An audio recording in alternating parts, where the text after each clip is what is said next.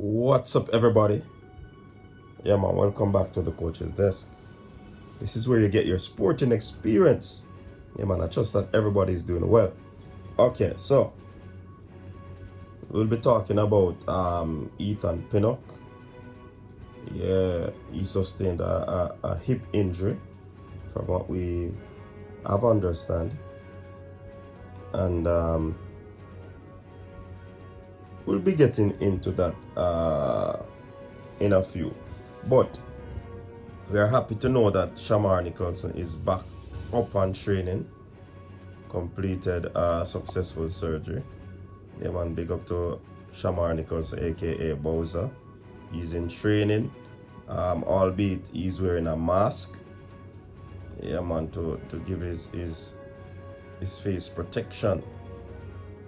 How effective he will be, we will not know until we see him on the park.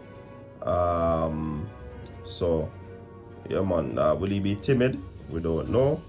Will he be heading balls? We don't know. But the fact of the matter is that he's training and we're happy for him. That tells me that Shamar Nicholson will be in contention to be in the squad. As a matter of fact, I believe he will be in the squad. The squad to face United States. Shamar Nicholson has been our talisman thus far in this World Cup qualifier campaign. He has been the only goal scorer. We scored 2 goals, and Shamar Nicholson is the man who has gotten those 2 goals. So, alright, here we are now. Ethan Pinnock. But before we jump into what Ethan Pinnock's situation, there's another player, Corey Burke. He should be out because of that ankle injury. There's another player, Liam Moore. We're not certain what Liam Moore's situation is. We understand that the player says that he is good to go, but at the end of the day, I don't think the final decision rests with him. All right, who else is injured? Leon Bailey is injured. We believe that he won't make it to this game or these set of games, so he's out. So the next person is Ethan Pinnock. So Ethan Pinnock, after coming off scoring in the 3-3 tie with Liverpool, good display there for Brentford. However, I believe that stretching for the ball, he would have sustained an injury. Right, he came off in the 43rd minute. In that situation, we were doing some investigation, trying to find out, because we have not heard anything about Ethan Pinnock. But what we realized is that Ethan Pinnock has sustained a hip injury, and it is a situation where he's doubtful, and there's no certainty when he will return. So I am struggling with that, because they have not said when he'll return, and it's a 50-50 chance of him returning. That sounds good, but there's still doubt because there's no timeline to it. You know what I mean? So we are hoping that Ethan Pinnock will be ready in short order, not only to play for the Reggae Boyz again, but also to suit up for his team Brentford, who has been doing pretty decent since their entrance into the Premier League this season.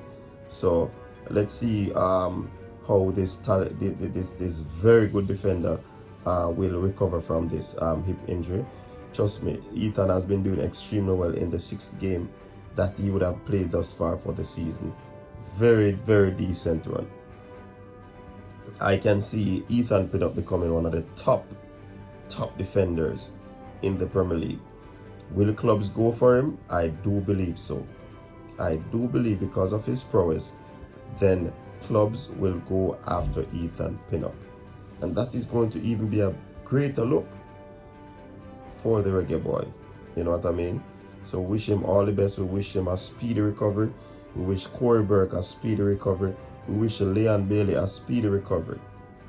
Liam Moore, if he's out as well, we wish him a speedy recovery. But we'll definitely see what will transpire on the weekend. where all these players are concerned. Once you don't see them in the starting lineup or on the bench, then you know the situation is grave or is great. Hence, they won't be a part of the squad covered up. So, let's see what will transpire. You know what I mean? And we also understand the people that Jevaughn Watson, that beer belly that we saw in the game against Costa Rica, we're getting information from close sources that Jevaughn Haka Watson is up and running, is in shape. As a matter of fact, he would have been called to the Costa Rica game. And we're going to have some issues with CDMs going forward, especially in the US game. I definitely think this man is going to feature. Plus, his club was knocked out of the competition early, so of course, he has to put in some work. That's the JPL, the Jamaican Premier League, so he has to be putting in some work in order to stay in shape for the games that are coming up. So people, we're going to be surprised when we see Haka. Many will ask, will he be in game shape? Because he has not been playing the regular games. According to theory, you could be right, but when you have the will and the heart, definitely you never know what will transpire there. So we believe that, trust me, we're really in a predicament still, you know. Really in a predicament. This is one of the positions that we would have been struggling with over a long period of time, and it has not been solved. So for the coaching staff to go back for